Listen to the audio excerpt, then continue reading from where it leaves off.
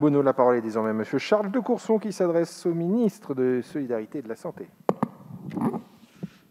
Madame la ministre, la question de la reconnaissance des soignants a été au cœur des négociations du Ségur de la santé. Ces négociations ont permis d'aboutir à un accord avec les organisations syndicales représentatives de la fonction publique hospitalière, prévoyant la revalorisation salariale de 183 € net par mois pour les personnels des établissements hospitaliers et des établissements d'hébergement pour personnes âgées dépendantes relevant de la fonction publique hospitalière. Cette mesure a été ensuite étendue aux personnels des EHPAD relevant de la fonction publique territoriale vers les personnels des EHPAD privés, ainsi qu'aux professionnels sociaux et médico-sociaux des autres secteurs, accompagnement de personnes handicapées, aide à domicile, protection de l'enfance, etc. Dans une déclaration en date du lundi 12 avril, à l'occasion du 3e comité de suivi du Ségur de la santé, Monsieur le ministre de la Solidarité et de la Santé avait dévoilé les contours de la 2e étape des accords du Ségur, la revalorisation des carrières pour les personnels paramédicaux. Toutefois, il reste un secteur qui a été oublié et qui a pourtant, au même titre que les EHPAD, manifesté un engagement sans faille dans la crise sanitaire. Il s'agit des petites unités de vie et en particulier des MARPA. Alors, Madame la Ministre, vous avez revalorisé le salaire du personnel hospitalier, des aides-soignants, des aides à domicile et celui des EHPAD. Qu'envisage le gouvernement afin de pallier à cette iniquité et cette injustice en ce qui concerne les petites unités de vie et en particulier les MARPA? Merci beaucoup, Monsieur de Courson. La parole est à Madame la ministre chargée de l'autonomie.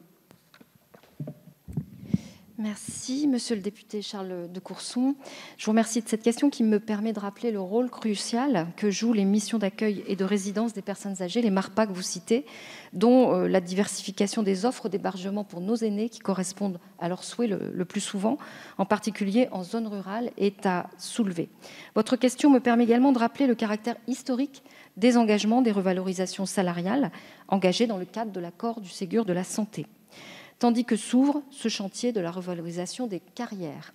9 milliards d'euros sont investis dans les ressources humaines qui se dévouent au sein de nombreux établissements. C'est un outil essentiel, améliorer l'attractivité de ces métiers, de ces structures publiques.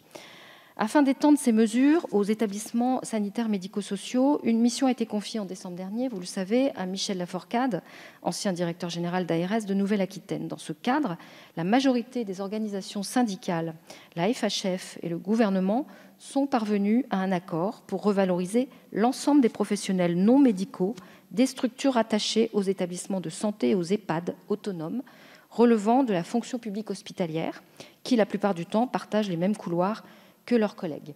Dans ce cadre, vous m'interrogez sur le cas des petites unités de vie et des MARPA. S'agissant de ces dernières, leur dénomination correspond à un label délivré par la Caisse centrale de la MSA à certaines structures accueillant des personnes âgées, donc en milieu rural. Ce label est indépendant de la catégorie juridique dont la structure relève. En pratique, ce label est délivré à 2 grandes catégories de structures, la résidence autonomie et les petites unités de vie. Les MARPA, autorisés en tant que résidence autonomie, dont l'activité est moins axée sur le soin, bénéficieront donc de cette mesure pour celles qui sont rattachées à un établissement de santé public ou à un EHPAD relevant de la fonction publique hospitalière. Quant aux petites unités de vie, elles sont assimilées à des EHPAD de petite capacité au sens du Code de l'action sociale et des familles. Leurs personnels sont bien éligibles à la revalorisation salariale de 183 € mensuels.